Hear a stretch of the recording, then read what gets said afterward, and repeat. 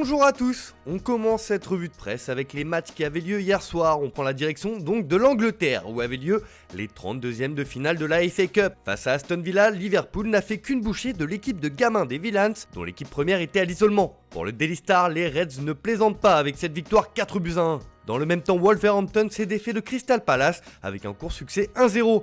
Mais ce qui fait aussi l'actualité outre-Manche ce matin, c'est le coup de gueule de Steve Bruce, le manager de Newcastle. Avec le confinement total qui est de retour en Angleterre, l'entraîneur des Magpies ne comprend pas que le football continue dans cette période si particulière. Cela fait d'ailleurs la une du Daily Express qui reprend la déclaration de l'entraîneur.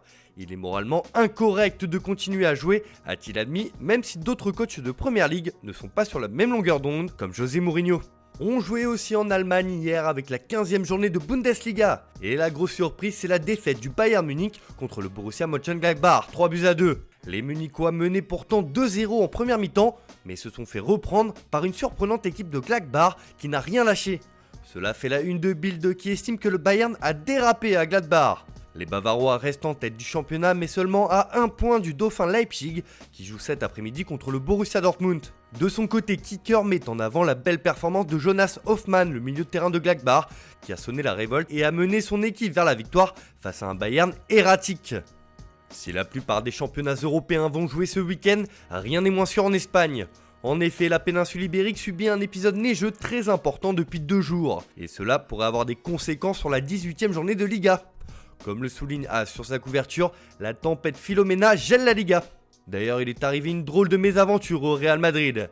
L'équipe de Zidane est restée bloquée dans l'avion pendant presque 4 heures à Pampelune à cause de la tempête. Pour Marca, c'est le chaos. La tempête fait des ravages à Madrid et met la journée en pause. En Catalogne, pour Mundo Deportivo, la journée de Liga se jouera avec la permission de Filomena. De son côté, Sport veut seulement voir une 3e victoire consécutive pour le Barça face à Grenade ce soir. Peu importe qu'il vente, qu'il pleuve ou qu'il neige.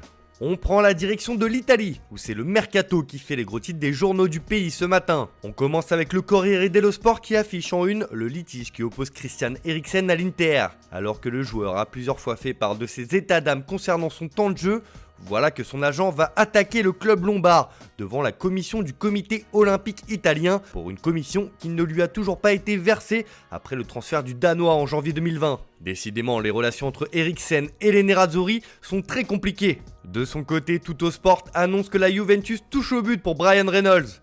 L'offre de 7,5 millions est présentée.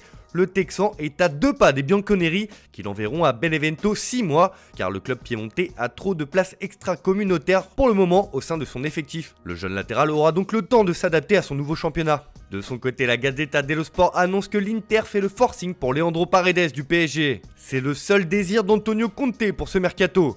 Le coach italien a ciblé l'Argentin pour renforcer son milieu de terrain et en a fait sa priorité pour ce mercato hivernal. Enfin, on termine ce tour de la presse en France avec la 19e journée de Ligue 1 qui aura lieu ce soir. Après sa belle victoire contre Montpellier cette semaine, l'OM se déplace cette fois à Dijon. Et pour la Provence, c'est dans le froid et avec la peur du Covid que l'effectif olympien voudra aller de l'avant. Pour le bien public, le DFCO mal classé avec une place de barragiste devra se sublimer. Dans le même temps, le leader lyonnais cherchera à garder ses distances avec ses poursuivants face à Rennes, comme l'indique le progrès dans ses pages intérieures. De son côté, le PSG reçoit Brest pour le grand retour de Mauricio Pochettino au Parc des Princes. Mais ce qui inquiète le Parisien dans ses pages intérieures, c'est la forme de Kylian Mbappé. Mbappé a-t-il sa place sur le terrain, s'interroge carrément le journal francilien. Alors que l'attaquant français enchaîne les prestations insipides et les pépins physiques depuis plusieurs mois, la question de sa titularisation à Brest ce soir fait débat. Il faut le reposer, mais Pochettino peut-il s'en passer? En tout cas, comme le rapporte Marca sur son site internet ce matin,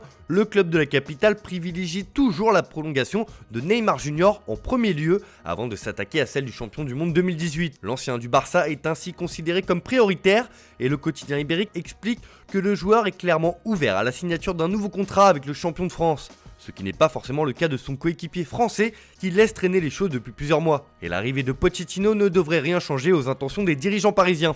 Voilà, c'est tout pour ce matin, merci de votre fidélité, bonne journée à tous, on se retrouve dès demain pour une nouvelle vidéo sur Foot Mercato.